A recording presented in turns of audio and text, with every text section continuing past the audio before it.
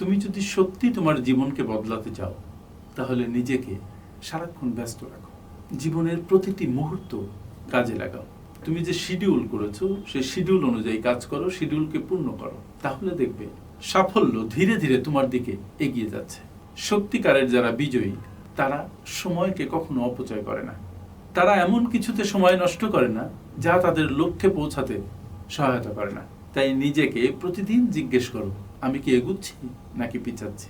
সবাই সফল হতে চায়, কিন্তু খুব অল্প পরিমাণ মানুষ সেই সফলতার জন্য কাজ করতে চায়, পরিশ্রম করতে চায়।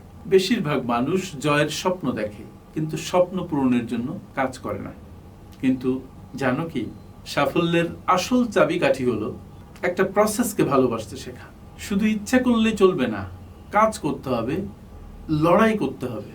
কারণ এই দুনিয়া বড়ই নিষ্ঠুর, এটা শুধুমাত্র সেরাদেরকেই পুরস্কৃত করে।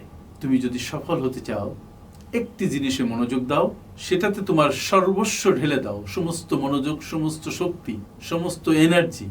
সেই বিষয়টা স্টাডি করো, শিখো, আর ব্যাস জয় করো। Thank you.